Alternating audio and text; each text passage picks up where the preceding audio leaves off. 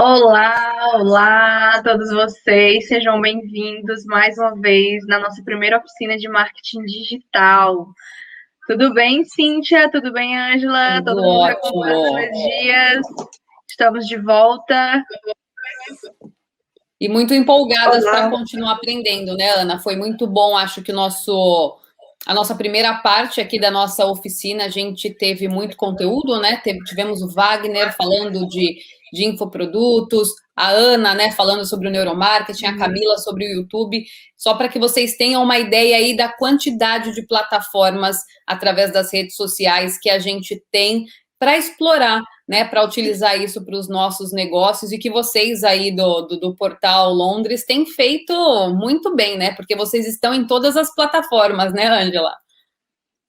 Exatamente, né? A gente tem trabalhado bastante o nosso YouTube, né, Ana, juntamente com os nossos collabs, porque eu acredito muito nisso, né, Cíntia? Eu acho muito importante a gente estar sempre. Você citou isso na tua palestra, né? A importância dos collabs. A gente não vai chegar a nenhum ponto importante caminhando sozinho, né? E no digital eu acho mais importante ainda, porque quando você faz collabs positivos, né? Você traz o público daquele teu collab, o teu collab leva o teu público para ele. Então, eu acho que essa oficina de marketing digital que nós estamos realizando, né, e trazendo tanta gente legal aqui, a gente não só está trazendo o público dessas pessoas para a nossa audiência, mas nós estamos também levando a nossa audiência para os nossos colaboradores que estão aqui fazendo palestras maravilhosas, como você já citou aí, a da Ana, a da Camila e a sua também, viu, Cíntia, que foi realmente maravilhosa. Ai, obrigada. E eu acho muito legal essa questão do que você disse dos collabs, que eu acho que é isso que todos vocês que estão nos assistindo agora, quando pensa, né, por onde eu vou começar? Eu sou pequeno, né? Eu ainda não tenho muitos seguidores nas minhas redes sociais. E acho que é essa a dica que a gente deixa para vocês. Aproveitem dessas parcerias, né? Pode ser pessoas que não estejam ligados ao seu nicho, que não estejam ligados ao seu segmento, mas ou talvez pessoas que sejam, né, parceiras nesse sentido, assim, ter o mesmo nicho, mas com produtos diferentes, né? É o nosso caso aqui do meu canal com o Portal Londres. Nós produzimos conteúdo totalmente diferente, mas o nosso público são os brasileiros que vivem aqui no Reino Unido. Então, essa forma de parceria, de agregar, né, valor para a vida das pessoas, faz com que todas as nossas audiências cresçam também, né, Ana? É verdade. E trabalhamos com redes sociais, trabalhamos com informações diariamente, e a gente tem que saber como reter esse tipo de informação, né? Porque a gente não sabe o que é real, o que é verdadeiro. E aí eu vou chamar o nosso convidado, que aceitou de prontidão, está participando dessa oficina para estar falando de fake news. É muito importante nós sabermos o que é fake news, quando detectar fake news, né? Que é o Jaime. Eu vou estar falando um pouquinho aqui de quem é o Jaime. O Jaime, ele é executivo e palestrante. O Jaime já exerceu cargos de liderança estratégica nas empresas Ambev, Danone e Person Education. Ele é engenheiro químico e pós-graduado em gestão de negócios e marketing. Atualmente estuda o impacto da tecnologia nas relações humanas. Ele é autor do livro Empatia, porque as pessoas empáticas serão os líderes do futuro. Olha, é neurociência, viu, gente? Isso aqui. Jaime é um grande colaborador do CCRU, que é o Conselho de Cidadania, onde já participou de vários eventos promovidos em parceria com outros palestrantes. Além disso, ele presta consultoria também, que já participou de 2 eventos que estão disponíveis no YouTube. Um sobre prevenção de suicídio, que é o nome Precisamos Falar sobre a Vida, e o outro é sobre medidas sociais, o dilema social. O Jaime já está aí, produção? Pode colocar ele na tela? Olá, Jaime, Olá, seja bem-vindo. Olá, Ana, Cíntia, Ângela, tudo bem? Estou acompanhando o evento aqui offline, desde cedo. Que bom, Jaime. Obrigada. Seja principalmente muito obrigada por ter aceitado esse convite de participar dessa oficina e discutir assuntos de tanta relevância, né? Não só para os brasileiros, mas para todo mundo que gosta e tem vontade de trabalhar nessa nova forma de fazer marketing, né? É verdade, Cíntia. Eu estava vendo aqui, eu consegui assistir o Wagner, assistir a Ana, assistir a Camila também. Estou assistindo todo mundo desde cedinho, porque eu estou aqui no Brasil. E são realmente conteúdos muito relevantes, muito interessantes. Acho que vai ser muito útil para as pessoas. Em especial agora, a gente precisa trazer bastante coisa útil, né? A rede está populada aí de inutilidade, de fake news, de desinformação. Então, eu fiquei com a parte chata, pessoal. Quem estiver por aqui desde cedo, já curtiu aí o que todo mundo falou, que a Ana, a Camila, o Taboada também, tudo muito bacana, tudo muito encantador. Aí eu vou começar a parte chata, mas eu acho que vocês vão se divertir também com isso aqui. Não, com certeza, Jaime. Muito bem-vindo. Eu acho que é um engano dizer que é a parte chata, porque quem não consegue gerenciar crises causadas pelo fake news não consegue levar o negócio adiante em nenhuma plataforma, né? É verdade, é verdade. É preciso o pensamento crítico, que é uma habilidade do século XXI, é tão importante quanto o letramento digital, tanto quanto saber transitar pelo mundo online. Na verdade, eu estava até fazendo uma reflexão agora há pouco, eu estava ouvindo o Taboada falando e estava refletindo sobre essa volatilidade das redes sociais. Como acontece, como as plataformas vão mudando, né? As plataformas mudam, a gente precisa se adaptar. Basta a gente olhar o próprio Instagram. Se você olhar o Instagram um ano atrás e olhar agora tudo que você precisa fazer, é completamente diferente para gerar engajamento. Mas uma coisa não mudou, que é a forma como nós interpretamos o algoritmo, como nós interpretamos o engajamento do público, e não necessariamente da máquina. E falar sobre fake news é falar um pouco sobre isso, né, pessoal? Falar sobre pessoas. Por incrível que pareça, quando a gente vai falar de fake news, a gente não vai falar de notícia, a gente não vai falar... a gente vai falar sobre o ser humano, não é verdade? Posso já continuar aqui? Já vou continuar, hein? Então, vamos embora, vamos lá.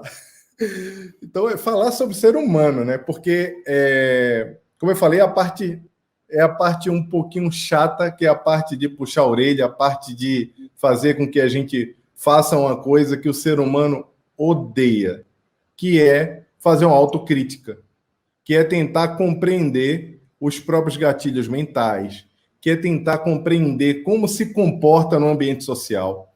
Basta você dar um toque para um amigo que está se comportando indevidamente numa roda social, porque quando você é muito amigo, você não pode deixar de falar as coisas para seus amigos, para colega ou para quem você não conhece, você deixa para lá.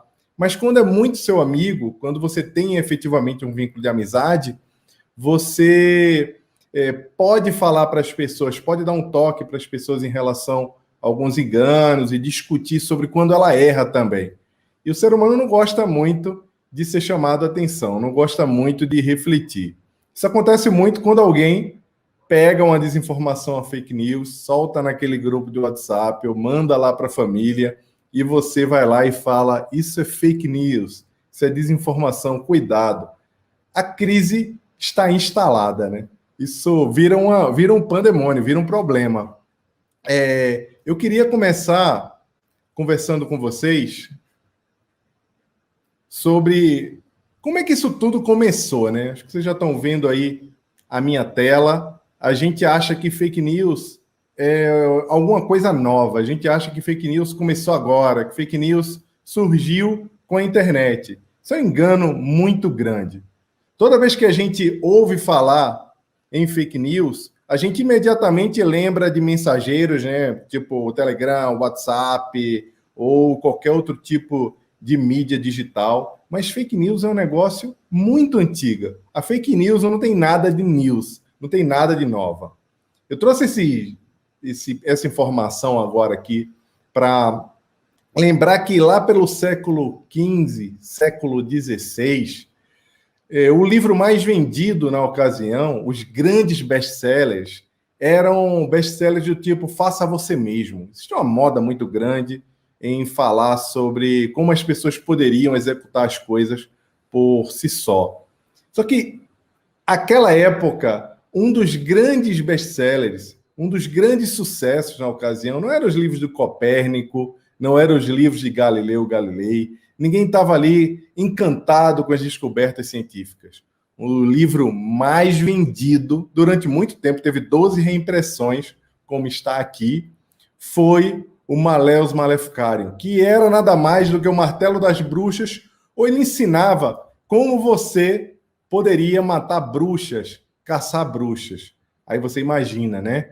Que um livro que falava em bruxas, que nós sabemos que era nada mais era do que uma fake news naquela ocasião. Muitas mulheres, muitas pessoas foram mortas por conta desse pensamento de que qualquer pessoa que tivesse uma conduta ou que tivesse um comportamento diferente do comportamento geral era classificado como bruxo. Em especial, as mulheres foram muito perseguidas. Então, muita gente foi perseguida e muita gente morreu. Isso aqui era uma desinformação, uma teoria da conspiração ou uma fake news, porque quando esse livro ajudava a identificar quem eram as bruxas, quando esse livro ajudava a identificar quem tinha um comportamento indevido, automaticamente fez com que todo mundo ficasse alerta, multiplicando essa mensagem e trazendo muita dor. Aconteceu algo muito semelhante na época da peste negra, que tem muito a ver com o momento atual. A gente faz uma correlação enorme entre a época da peste negra e a época atual. As pessoas não sabiam muito bem o que estava acontecendo.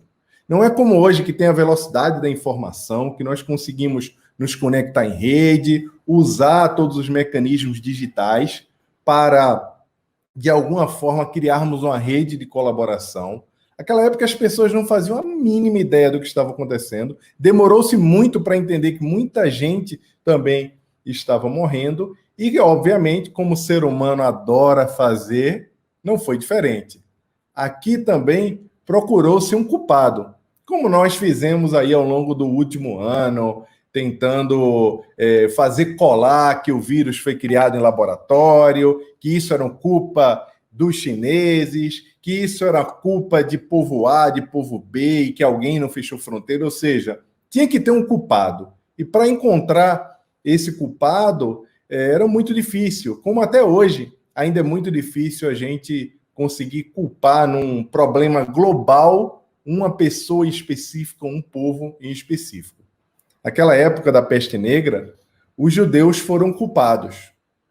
E quando eles os imigrantes em geral, mas basicamente os judeus. E por causa dessa culpa de dizer que eram os judeus que levavam a doença para toda parte, houve também muita morte, muito judeu foi queimado, e isso é um problema muito semelhante ao que está acontecendo, ao que aconteceu agora há pouco, mas também partiu de fake news, partiu da desinformação. Não se precisou de internet aqui. No boca a boca, essas coisas se multiplicaram, e se multiplicaram não na velocidade que se multiplica hoje, mas também causou muita dor, causou muito prejuízo.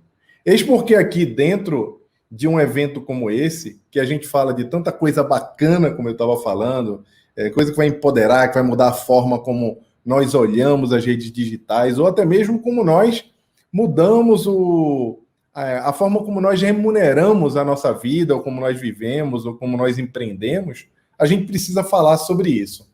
Porque interpretar o mundo digital é tão importante como saber usá-lo com as mãos, ou saber usar uma plataforma como Hotmart para hospedar um vídeo, ou saber tudo que precisa se ter para se colocar um bom vídeo no YouTube, como a gente viu também a Camila falar aí, que não precisa de muita coisa, o que importa é o conteúdo, e o conteúdo é importante exatamente por isso, porque o desafio do bom conteúdo é o maior desafio que uma pessoa tem no mundo digital. O segundo maior desafio é saber interpretar os sinais, é saber conviver dentro do ambiente digital de uma forma saudável, para não adoecer, para preservar a saúde mental, mas também para preservar a saúde mental dos outros, né? Porque isso também é bem importante. Às vezes a gente se preocupa muito com a saúde mental, mas a gente não se preocupa em não se tornar um vetor, um veículo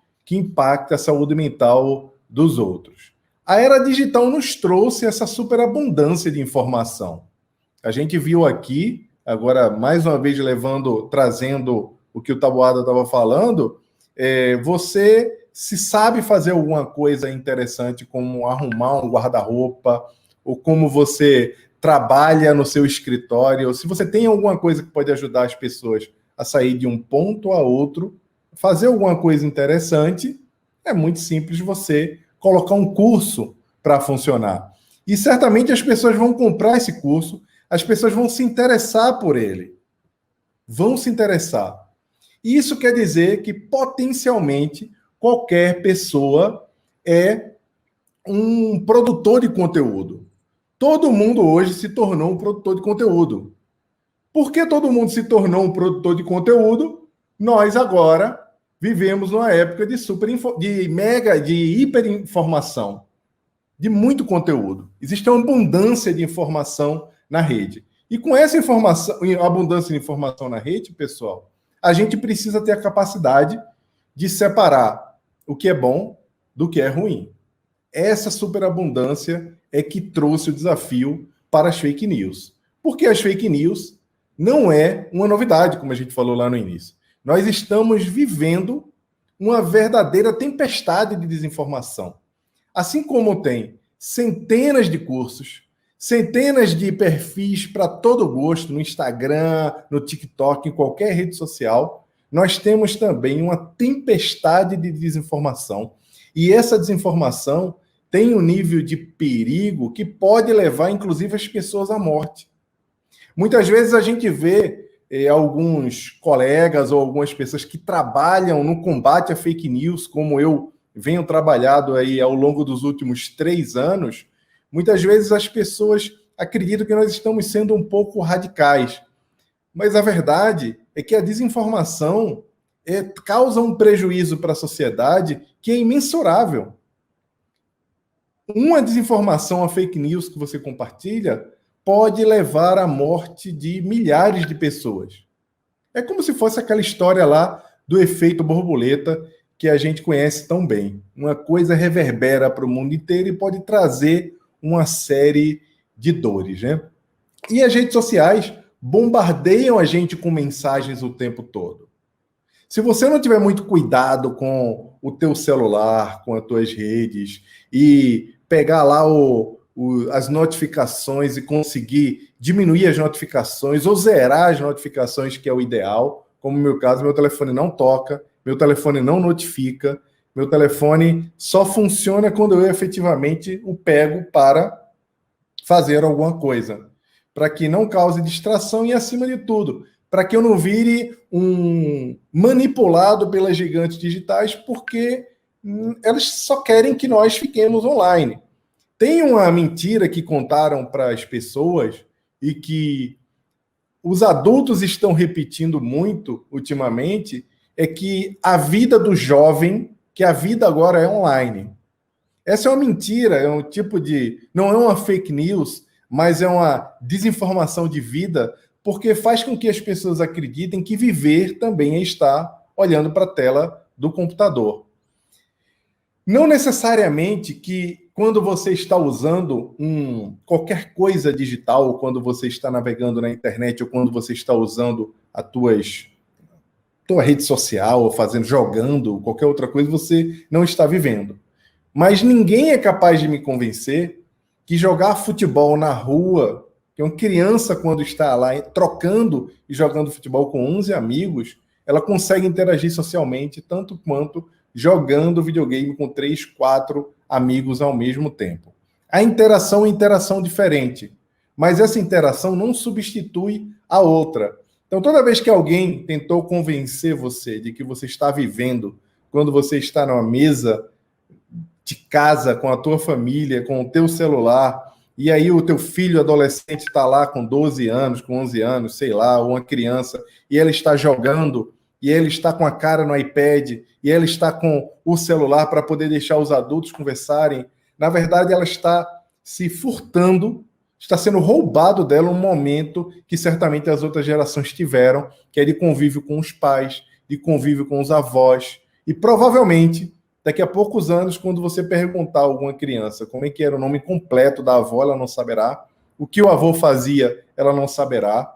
Como os pais se conheceram, ela não saberá. Ela não vai participar das conversas de família como um todo. Ela não vai interagir com a sabedoria da família, que é um dos modos mais seguros de multiplicação de conhecimento. E foi assim durante tanto tempo, porque vai estar com uma cara no celular. Então, viver não é estar usando um equipamento digital ou estar numa rede social. Viver é diferente. Faz parte da vida. Então, toda vez que alguém disser a nova geração é assim mesmo, eles vivem assim, essa é a vida deles, isso é uma mentira. Isso é uma fake news que contaram para toda uma geração, que somos nós, e nós acreditamos nisso e replicamos, acreditando que o nosso filho, o nosso adolescente, a nossa criança, quando está mexendo ali na internet, está se preparando para o futuro e não necessariamente é isso. Mas em fake news, existem umas situações que também são verdadeiras e outras também que são falsas. Mas existem aí muitos tons de cinza nesse negócio, porque essas informações que circulam na internet, que podem ser verdadeiras, podem ser falsas, podem também ser mais ou menos verdadeiras. A gente vai falar um pouco depois sobre isso. Esse é o caso que aconteceu recentemente, em abril do ano passado. Eu recebi uma mensagem num grupo de WhatsApp com amigos, e um amigo executivo, alto executivo de uma multinacional, mandou um vídeo de um rapaz mostrando como estava a movimentação dos aeroportos ao redor do mundo. Porque os aeroportos aqui no Brasil tinham parado, e ele estava mostrando, com esse vídeo, o rapaz mostrava essa imagem e mostrava os aviões em movimentação. Isso aqui é um print de alguns desses sites que mostram o voo em tempo real no mundo, e ele mostrava dizendo que no mundo inteiro os voos estavam normais, e apenas no Brasil tinha parado. Ele estava defendendo ali com muito afinco, com muita propriedade, que o Brasil estava sendo enganado, que, na verdade, a pandemia da Covid-19 era alguma coisa criada por uma rede de televisão aqui no Brasil, e que nós éramos bobos, porque o mundo inteiro continuava voando e o Brasil tinha parado. Obviamente, nesse momento, eu fiquei extremamente surpreso com o que ele estava mostrando e falei, poxa, como é que eu vou dizer para ele que isso não é verdade? Que nenhuma rede de televisão tem o poder de fazer com que todo mundo, numa bolha dentro do Brasil, se feche e acredite que isso está acontecendo enquanto o mundo inteiro está funcionando, como se nós estivéssemos em um outro plano da vida. Como é que eu explico isso para ele? Então, entrei no site na hora, dei alguns prints, inclusive eu usei como exemplo o aeroporto de Londres, para mostrar que só tinham 4 aviões circulando ali por cima do aeroporto, e esses 4 aviões todos eram cargueiros. Depois de um outro print nos Estados Unidos, mostrei Atlanta, que é o aeroporto mais movimentado do mundo, se não me falha a memória agora, pelo menos era há alguns poucos anos atrás, e eles ficaram, essa turma no grupo de WhatsApp, meu grupo de WhatsApp, ficou um pouco desconfortável com aquela informação, porque eles, de fato, acreditaram que o Brasil estava passando por uma espécie de manipulação de uma rede de televisão muito famosa aqui no Brasil, que vocês devem já ter recebido milhares de fake news sobre essa rede de desinformação. O que me chamou a atenção aqui não foi a desinformação. O que me chamou a atenção aqui foi o comprometimento que esse colega tinha com a informação.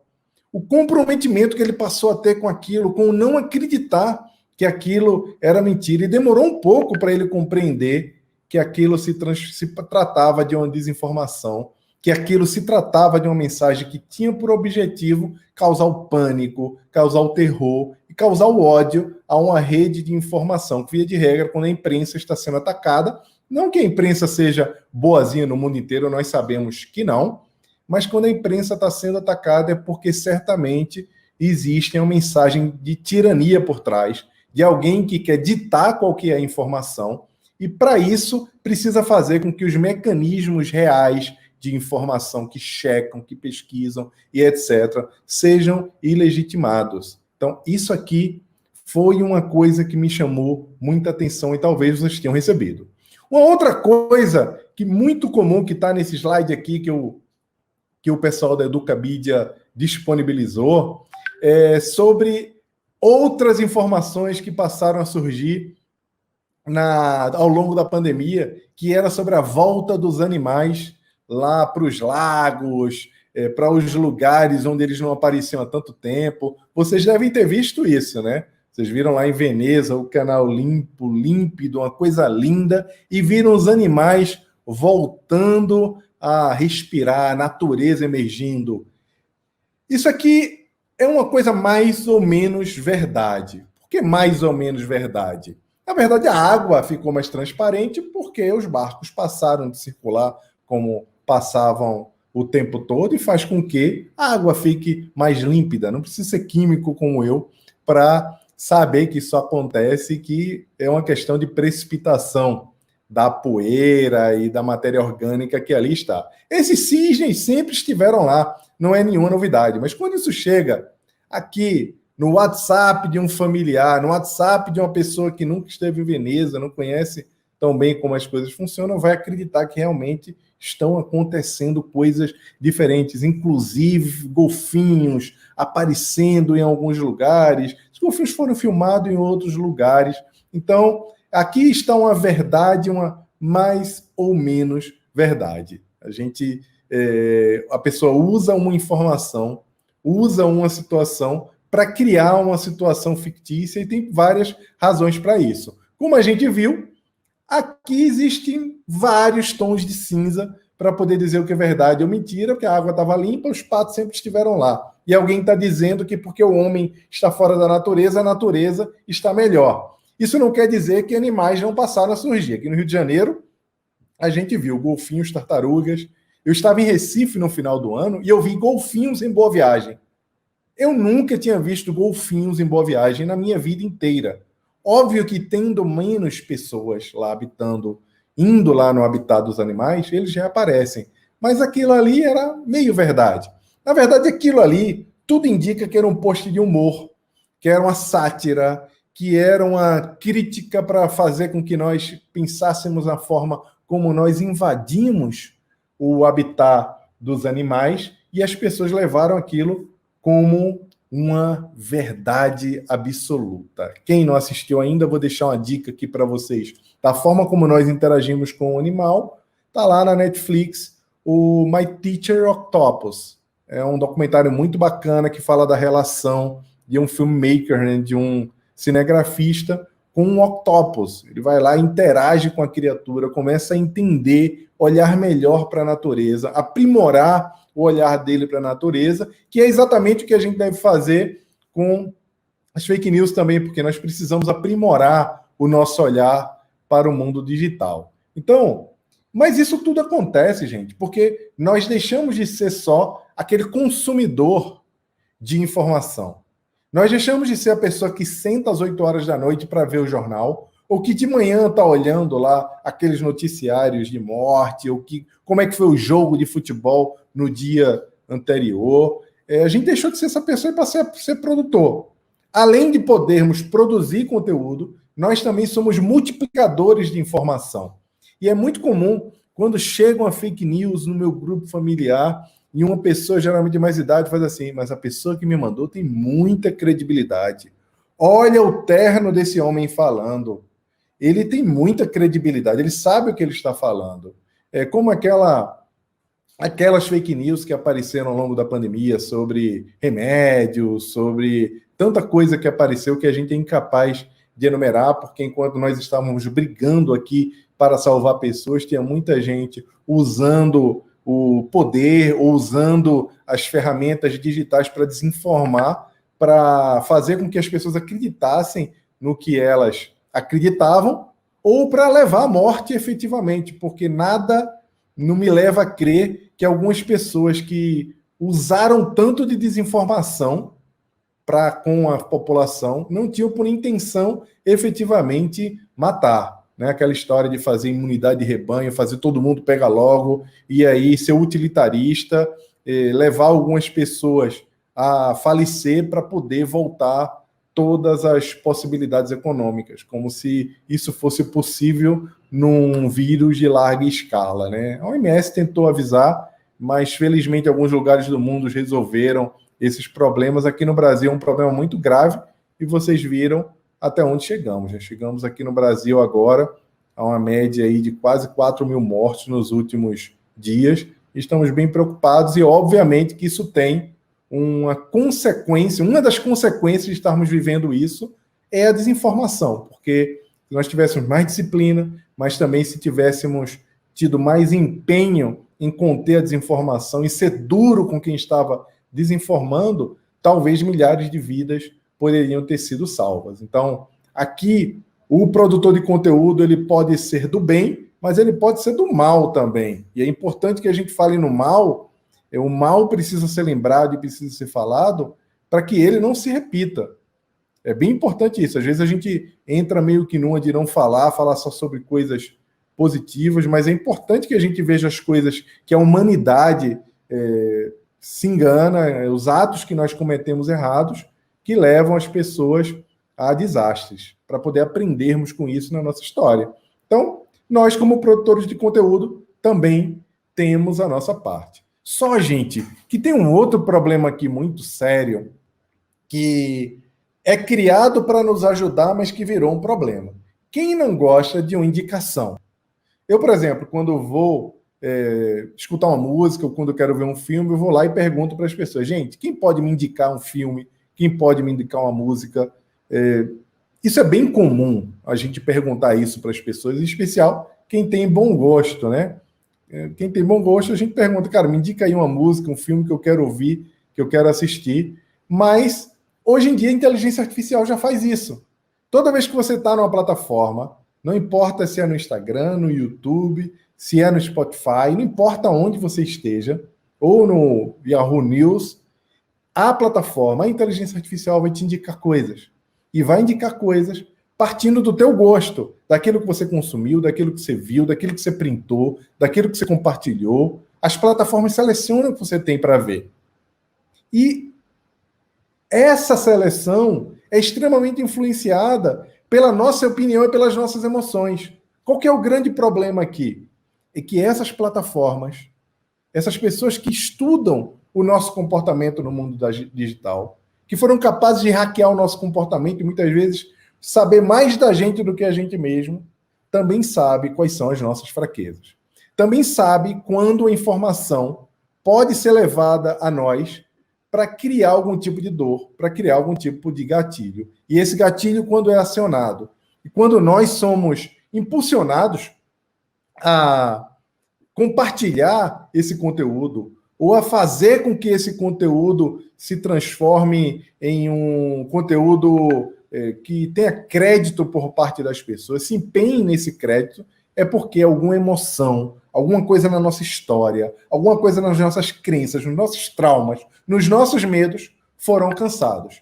E as plataformas digitais sabem, e quem cria conteúdo com o objetivo de desinformar, sabe também quais são as frases, sabe também o que tem que falar. Então, se é fake, não pode ser news, né? Fake news, na verdade, para defini-la, são inverdades, fabricações e mentiras. Toda vez que a informação é incerta, é fabricada, não aconteceu de verdade, ou é mentirosa, é uma fake news. É um conteúdo que foi criado propositalmente para enganar você.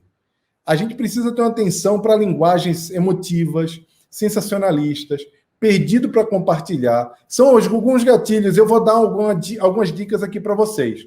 Toda vez que você receber um texto, algum vídeo, alguma coisa que diga assim: compartilhe agora, antes que apaguem. Isso aqui a Globo não mostra. Mande logo para todo mundo, antes que seja censurado. Assista até o final que você vai ter uma surpresa. Veja que coisa. Isso aqui todo mundo precisa saber porque é roubo. Toda vez que você vê coisas que mexem com o teu medo, a tua angústia, a tua revolta, é porque alguém está manipulando a sua emoção. Alguém está tentando fazer um gatilho em você, que é um gatilho de justiça, um bom gatilho. Você fala, eu vou compartilhar isso o máximo possível, porque as pessoas precisam saber a verdade. Você se sente um justiceiro, se sente um Sherlock Holmes das notícias que ninguém está sabendo, porque a BBC guardou aquilo ali, o The Guardian está cometendo a grande conspiração, ou como aconteceu na semana passada com um amigo que me mandou uma desinformação que dizia o Google é anticristo, o Google não faz doodles para Jesus no dia da ressurreição, mas faz para o dia da árvore, compartilhem isso, e começou a postar isso como se isso fosse uma grande verdade, como se o Google estivesse preocupado efetivamente com isso, e basta fazer uma pesquisa breve que você vai ver que se não for um movimento social, o Google não faz doodles nunca para movimento religioso. Isso é uma coisa que acontece há muito tempo. Nos anos 90, a gente, nos Estados Unidos, eu não sei como é que é no Reino Unido, não conheço bem, mas a gente já não fala nem Feliz Natal, a gente fala Boas Festas para poder incluir. É uma movimentação de inclusão muito mais do que de exclusão. E quem quiser saber sobre Jesus, pega a Bíblia. Quem quiser saber sobre Jesus, dá Jesus no YouTube. Quem quiser saber um pouco mais sobre o Evangelho, dá Evangelho lá no Google. Eu nunca deixei de estudar o Evangelho, nunca deixei de olhar o Bíblia Online, nunca deixei de olhar as cartas de Paulo que eu adoro, porque o Google não botou um doodle sobre a ressurreição de Cristo. Então a gente precisa ser bem atento a esse tipo de coisa, porque por incrível que pareça, e inclusive, quando eu estava conversando com essa pessoa, eu falei, você quer que eu te explique? Ou você está muito comprometido em acreditar que o Google faz parte de um plano global para apagar a imagem de Jesus do mundo? Porque se você estiver muito comprometido com isso, eu vou perder meu tempo. Mas se você quiser, eu posso te explicar tudo sobre os doodles e por que o Google não colocou nada sobre a Páscoa e como é que você pode celebrar a sua Páscoa, se é que você celebra ou se é que você não está aí realmente comprometido em revelar fake news. Então, gente, como eu falei, se é fake, não pode ser news, não pode ser novidade. Porque se é mentira, não é novidade. Uma notícia objetiva, equilibrada, evidente, cita especialistas e tem assinatura.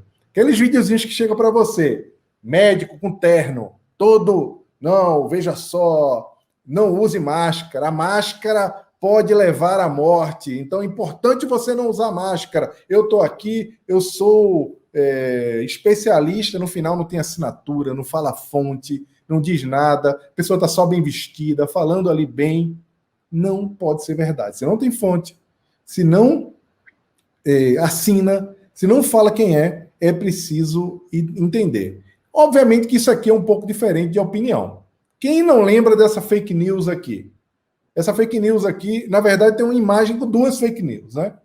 E no Brasil, a gente recentemente tinha um comprometimento muito grande e ainda tem gente nesse momento falando sobre o tratamento precoce aqui, apesar de a ciência no mundo inteiro falar sobre isso. O FDA fala, a OMS fala, os grandes cientistas do mundo falam que não tem tratamento precoce para a Covid-19. Fala que não existe remédio para prevenir a Covid-19. A OMS já se pronunciou várias vezes, mas teve uma fake news que falou, olha, a OMS mudou o posicionamento. Agora, hidroxicloroquina está ok. Essa fake news vai e volta o tempo todo. E, infelizmente, a gente descobriu que tinha alguns senhores numa família próxima que estavam se automedicando com esse kit aí para prevenir a doença, quando na verdade nós sabemos que isso não funciona, não existe nenhuma evidência de que funciona. Muito pelo contrário, tem alguns estudos que são contrários. Mas aqui não é o caso, que aqui é um complexo de coisas, né? É um remédio que não funciona junto com, olha, a OMS está dizendo que é para você usar. Então, o objetivo é desinformar, o objetivo aqui é levar confusão, e, além de tudo, tem um objetivo aqui oculto muito sério, que é fazer com que as pessoas briguem entre si sobre quem é a favor desse remédio, porque quem não é a favor a se tratar antes de uma doença, antes que ela cause a morte, cause um problema grave. Todo mundo é a favor disso. Mas a fake news vem de um jeito que coloca as pessoas umas contra as outras, como se uma fosse a favor do tratamento precoce e a outra fosse a favor da morte.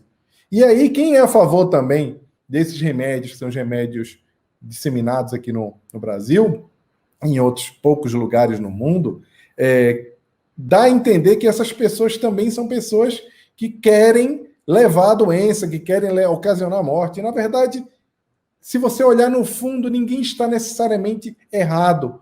Errado no coração, mas está errado na ação, na atitude, porque não é só boa intenção, a gente precisa realmente saber o que a gente está fazendo. Essa aqui foi um outro fake news. Falava que os idosos que estivessem na rua perderiam a aposentadoria. Fake news circulou muito aqui no Brasil. Fake news com papel timbrado lá, do governo federal, e aí os idosos ficaram enlouquecidos, tem que ficar em casa, vou perder minha aposentadoria. Será que isso era verdade? Óbvio que não era verdade. Isso era mentira. E aí, gente, uma particularidade, a gente fala muito que é importante a gente levar a educação midiática e trabalhar a fake news nas escolas, e a gente tem feito um trabalho muito forte para fazer com que a escola protagonize esse assunto. Eu e um amigo meu, Rossandro Klinger, a gente tem preparado um trabalho incrível para levar para as escolas a educação midiática, mas não é só para as crianças e adolescentes. Os idosos, por exemplo, são 4 vezes mais propensos a multiplicar fake news do que as pessoas mais jovens. E quando passa dos 65 anos, isso aumenta para 7 vezes. 7 vezes mais propensão de divulgar fake news. Por que isso acontece? Porque eles não checam, porque eles são muito emotivos? Não, porque eles têm mais dificuldade. Passaram a vida inteira vendo uma pessoa no jornal com um terno, falando a notícia que tinha que ser, e aquilo era credibilidade, é como se eles estivessem ali na frente da televisão, não precisam checar a informação. Simplesmente multiplicam. E com vontade de ajudar, com vontade de informar, se tornaram produtores de conteúdo também, né, multiplicadores, aí começam a multiplicar fake news. E não tem jeito, não consegue identificar que aquilo é uma desinformação. Você explica, você mostra, mas demora até cair a ficha. Então, é importante a gente reforçar, trazer essa conversa para dentro de casa, conversar com mães, com avós, com tios, com tias, mesmo que doa, mesmo que fiquem chateados, conversar no privado, óbvio, né? De expor no grupo do WhatsApp familiar, não, hein, gente? Não é quando lá a mãe manda a coisa, mãe, isso é mentira! Ô, vó, isso aí é desinformação. Não é isso. É conversar no privado, tentar explicar. Talvez você não seja bem sucedido de imediato, porque muitas vezes as pessoas estão, como eu falei, comprometidas demais em propagar aquelas informações porque foram acionados gatilhos nela. Em especial, aquelas que vêm pelos seus líderes políticos e sociais, né? Quando vem da igreja, do líder da igreja, quando vem daquele político lá que a pessoa adora, idolatra, e acha que é um injustiçado, um incompreendido, mas na verdade não é nada disso. A pessoa idolatra, e a idolatria leva as pessoas a multiplicarem notícias falsas. Então, a gente precisa alertar toda a cadeia sobre isso. Aqui um caso de opinião, gente, caso sério de opinião.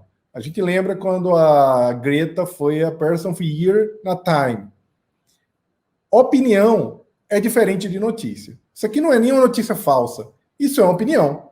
Muita gente começou a multiplicar como uma notícia, que a Greta era uma fraude, que tinha gente por trás dela, a culpa não é dela, mas você vê fraude e culpa não é dela. Numa mesma frase, uma coisa, olha, é uma fraude, mas tadinha, é uma tentativa de desinformar, é uma tentativa de fazer com que a pessoa se diminua, mas é uma opinião. A opinião todo mundo pode falar, como se fosse em uma informação. Então, a pergunta que a gente precisa se fazer: por que as pessoas, então, propagam notícias falsas? Por alguns motivos. Os motivos principais é para enganar as pessoas, para golpe, simplesmente enganar. Isso aí vão ter várias coisas que vão chegar para você para dar golpe, tirar dinheiro, para ganhar dinheiro mesmo, para ser beneficiado de alguma forma, com clique no Instagram, no YouTube, ou para qualquer forma, para ganhar dinheiro, e para persuadir. Essa para persuadir são as mais perigosas que têm circulado. Estou sabendo que aí no Reino Unido está uma loucura também com fake news, que o propósito é mudar a ideia das pessoas, mudar a crença, fazer com que as pessoas mudem a opinião, inclusive em relação aos outros. Fazer com que as pessoas sejam canceladas. Fazer com que as pessoas não sejam mais ouvidas.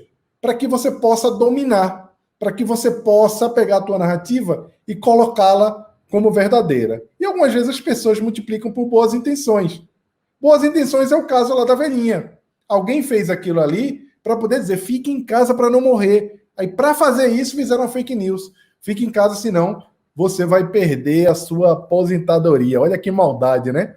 Mas lá dentro a pessoa falou, eu vou fazer isso, vou fazer muitos idosos ficarem em casa. Mas as fake news causam problemas reais.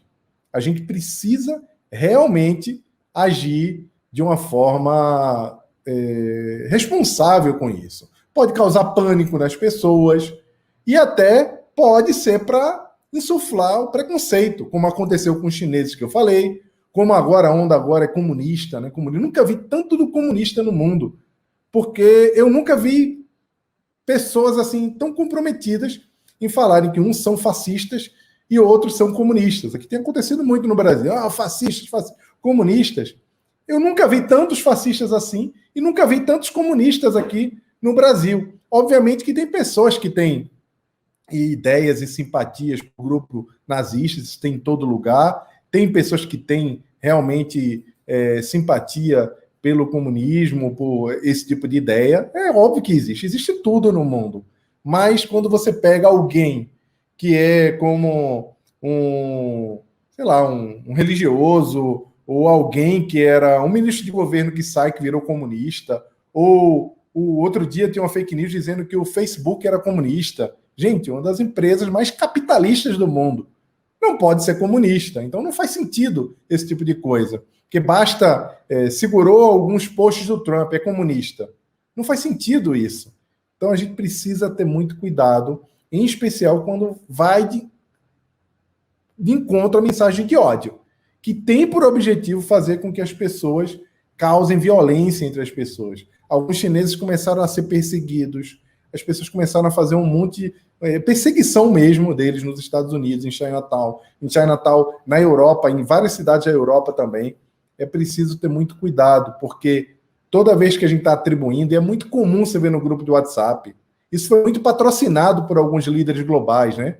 Chamando lá do vírus chinês, o outro chamava a vacina, que era a vacina que foi feita pela Sinovac de vacina, ou seja, sendo preconceituosos com povos como um todo, por conta de uma diferença ideológica, isso faz com que a gente comece a odiar um povo. E isso está errado. Então, a gente precisa, realmente ter muito cuidado com desinformação. Mas o que a gente tem que fazer? A dica é essa aqui, ó. A dica é a gente praticar o ceticismo, né? EPA. Primeira coisa, chegou uma notícia, você faz EPA. O que é EPA? Isso aqui é até um conteúdo no TEDx do Erin Gibson. O EPA é: a informação causou em você choque, raiva ou surpresa? Se deixou você desconfortável emocionalmente, para. Aí você vem, peraí. Não vou passar adiante, vou olhar. O quê? Vou checar. Epa, peraí, o quê? Se causou alguma angústia, algum choque, alguma surpresa, para tudo. Que é o peraí. Depois o quê? Deixa eu checar. Deixa eu olhar em outros lugares. Deixa eu entender se isso aqui realmente é informação. É preciso ter muita cautela. Mas isso aqui, se a gente ficar só aqui hoje, der um print nessa tela aqui, guardar, você já sabe como vai se comportar com a desinformação. Então, vocês mandam essa tela aqui para todo mundo no grupo de WhatsApp de família, ou aquele grupo de WhatsApp de amigos do colégio que tem fake news o dia inteiro. Eu tenho um grupo que eu participo que é o dia inteiro, todo dia tem uma fake news. É um negócio assim assustador. Então, EPA, causou alguma angústia, ou alguma raiva, surpresa, alguma revolta, para, e depois você olha o porquê. Aí, gente, uma outra forma são esses 4 movimentos aqui simples para checar a informação. Olha um pouco a mensagem, checa a fonte, dá um Google lá, dá uma olhada no YouTube, dá uma olhada em outro lugar, checa. E aí, se a gente buscar mais informações, checa se está tudo completo, se é verdade, vê a história completa. Se a gente fizer isso, vai dar certo. Não tem erro. Simples assim. Quanto mais a gente sabe, melhor a gente decide. É preciso que a gente possa se juntar nesse combate à desinformação. É preciso que a gente se una para lutar contra esse mal, porque não é uma tarefa simples. Nesse rio, nessas tempestades de desinformação, cada pessoa, cada luta, cada esclarecimento vai ajudar a população a seguir mais segura. Infelizmente, as fake news vão continuar, vão se sofisticar, mas nós também estamos mais preparados agora para identificar, né? Epa, peraí, e o quê? É verdade. Wagner, perdão, Jaime, confundi com Wagner. Jaime, que conteúdo extraordinário que você trouxe aqui para a gente, né? Porque a gente trabalha com conteúdo todos os dias e a gente está sempre preocupado em saber se está trabalhando, que está passando a informação correta. Então, antes de estar compartilhando esse conteúdo, a gente tem que estar fazendo pesquisa, e para quem trabalha com conteúdo, com compartilhamento de conteúdo, tem que saber exatamente sobre aquilo que está falando. A gente recebeu aqui no nosso WhatsApp do Portal Londres uma dúvida, né? Na verdade, é uma notícia que foi exposta pela CNN Brasil sobre uma pesquisa feita na Universidade de Oxford, né, que foi divulgada em janeiro, e o Brasil está entre os 81 países em um cenário de ação de propaganda computacional e desinformação industrializada, né? E a maioria dessas informações, né, são pró-governo, ataques à oposição e polarização, que frequentemente são ataques voltados contra jornalistas e meios de comunicação que são críticos ao governo.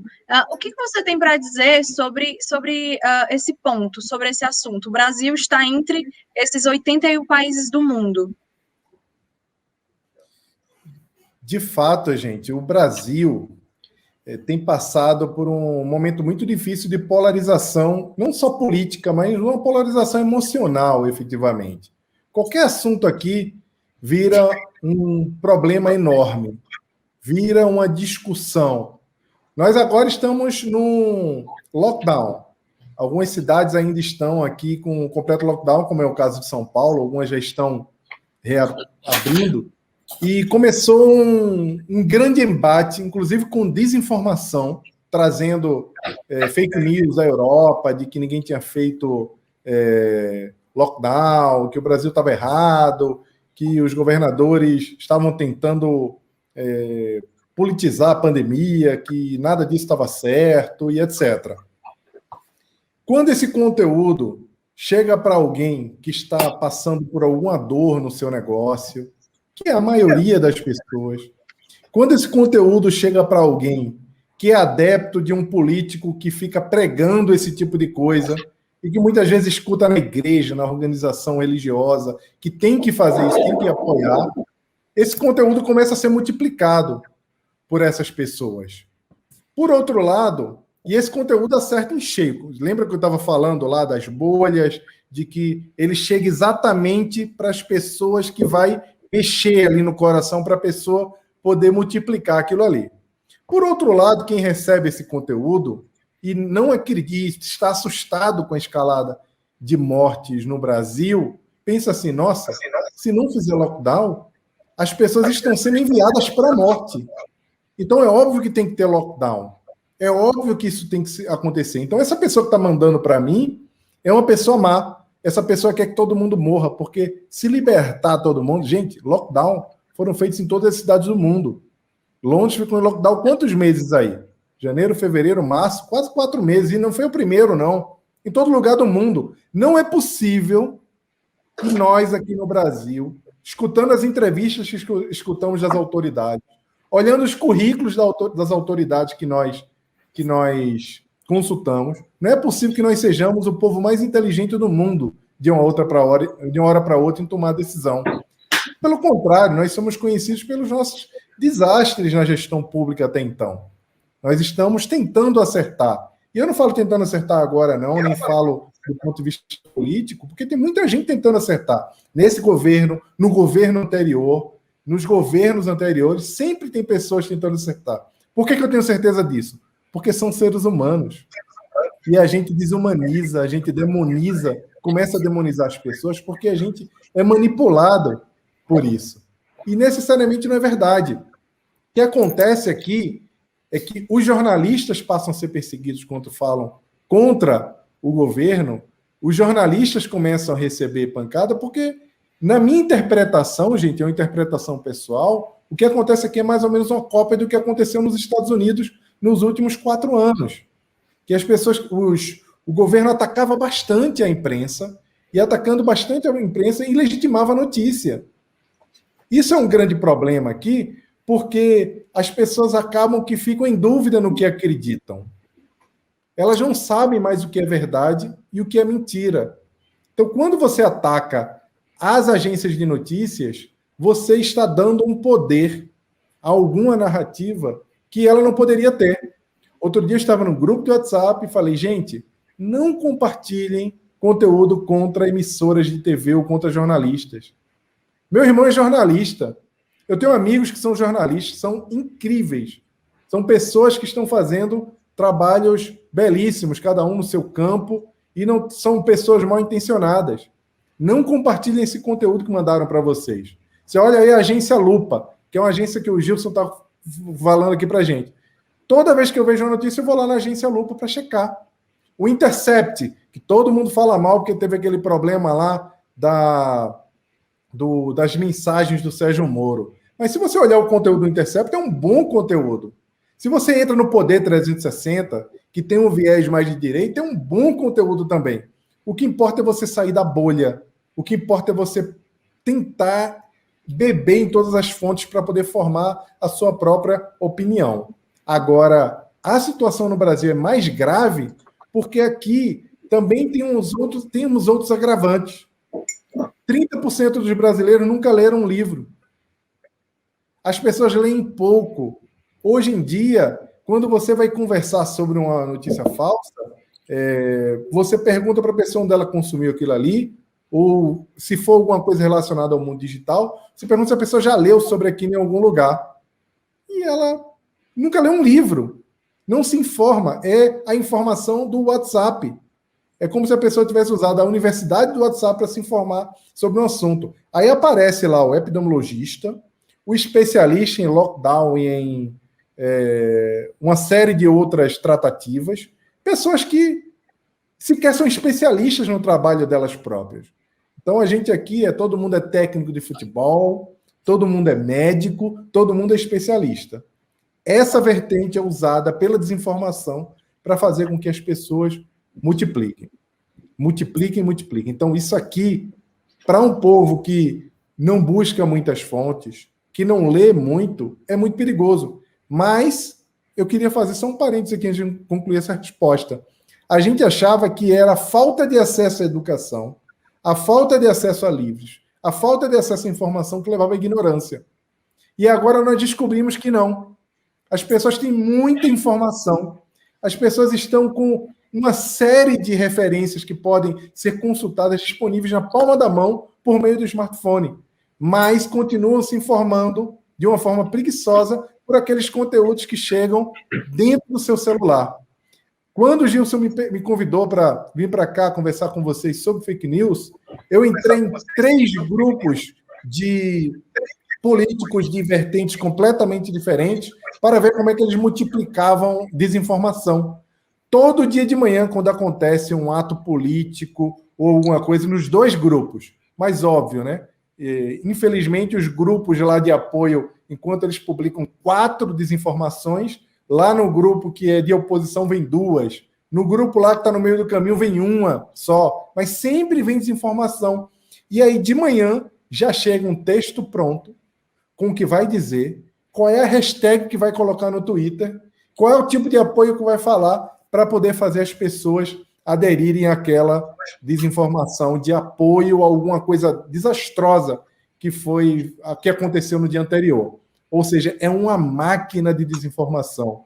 A informação continua, a falta de informação não é o problema do brasileiro, não é o problema do mundo, que antes se pensava que era isso. A gente viu que efetivamente é o pensamento crítico, é a ignorância do coração, a incapacidade de reconhecer que está errado e poder dizer, nossa, eu errei.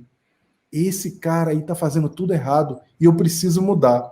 Mas você fica tão comprometido com esse erro tão comprometido com o que é falso, que muitas vezes você é incapaz de voltar atrás e assumir com humildade que errou e seguir a vida. Você prefere continuar replicando aquilo lá. Nossa, muito obrigada, Jaime. Foi muito bom ouvir isso, né, de você. Antes de encerrar com a nossa última pergunta, por causa do nosso tempo, porque as pessoas não se dão conta de que existem agências, né, que contratam influencers, que contratam jornalistas para replicar essas notícias fakes, né? Não vou mais falar fake news, porque aprendi agora que se é fake, não é news. Então, para replicar essas desinformações, né? E muito obrigada por esclarecer para a gente de uma forma tão simples, tão fácil, para que a gente consiga absorver essa informação também, para que a gente possa checar, porque falta justamente isso, o que você falou, né? As pessoas se preocuparem, né? Ter esse senso crítico e de pensar no próximo também, de como essa informação vai chegar na outra pessoa. Produção, a gente pode colocar a última pergunta para o Jaime encerrar? Da Rosana Costa, você falou sobre esse assunto logo no começo, né, da sua fala. Qual a sugestão para trazer as crianças e jovens para um convívio realmente presencial com a família e amigos? Essa é uma excelente pergunta, Rosângela. Eu estava conversando, tem um amigo meu, Geraldo Camargo, do Rio de Janeiro, que essa semana ele me contou uma questão muito interessante. Ele falou, Jaime, para a gente promover esse contato olho no olho, esse contato entre as pessoas, a gente precisa também se cercar de pessoas que estejam, digamos, animadas em fazer isso também. Algumas vezes você tem um filho, tem um neto, e aí você convida pessoas para vir à sua casa, e às vezes você quer que seu filho, seu neto brinque, pegue uma bola, interaja com um animal, vá correr, vá fazer algumas coisas.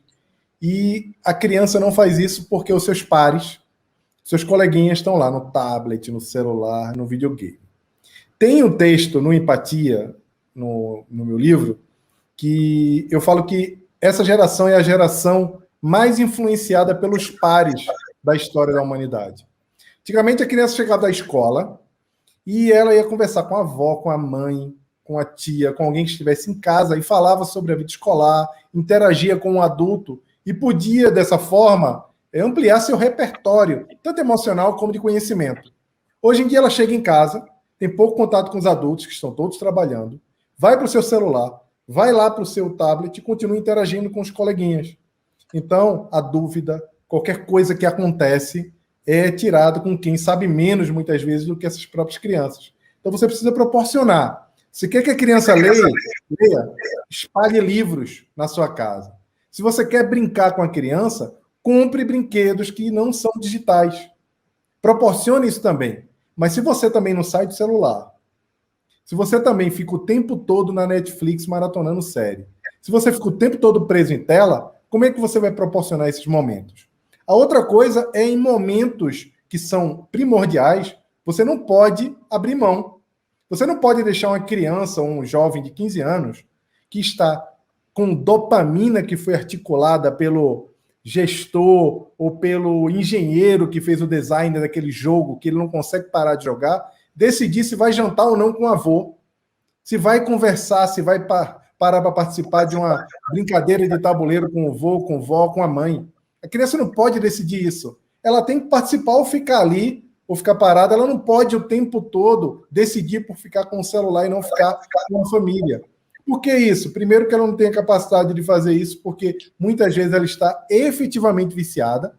Os jogos digitais, eles têm essa característica, usando a dopamina para poder fazer com que a gente se sinta como se tivesse um nível de euforia muito grande. Então você tem que não abrir mão. Na mesa não tem celular, no quarto não tem celular. Discutir esse tipo de coisa. Mas o grande legado é o pensamento crítico. O grande legado é fazer com que a criança, o jovem, entenda que ele está sendo manipulado. Entenda que o jogo quer que ele não coma, que o jogo quer que ele não durma. E não é que alguém, um engenheiro, vai lá e fala, ele não vai dormir, ele não vai comer. Não é bem assim. É que o engenheiro lá fala, eu quero que ele fique o máximo de tempo possível jogando. Quanto mais tempo você fica jogando, comprando roupinha para o seu personagem, comprando estrelinha, comprando brinquedinho para o seu personagem, mais a empresa ganha dinheiro. E menos você ganha da vida, porque você não vai estar convivendo com seus amigos, você não vai estar também com os seus familiares. Isso é um momento tão raro. Então, esse despertar do pensamento crítico, levar isso para as escolas, trazer essa discussão para a família é muito importante. Mas os pais não estão conversando, estão proibindo, não pode, não usa, não faz. É preciso explicar. Esse tipo de explicação precisa ser levado. Se a gente não faz isso, a gente está cometendo um engano terrível. E nada substitui o olho no olho. Não tem jeito, gente. As relações, as interações digitais não substituem as interações no mano a mano. É preciso que a gente entenda isso. E aí tá na tela, é o seu livro, é isso? É o seu livro, Jaime. Olha aí, o livro do Jaime, gente. São meus livros, são. Tá na Amazon, é isso? Para quem quiser comprar? Tá na Amazon, no Hiperlivros, tem bastante.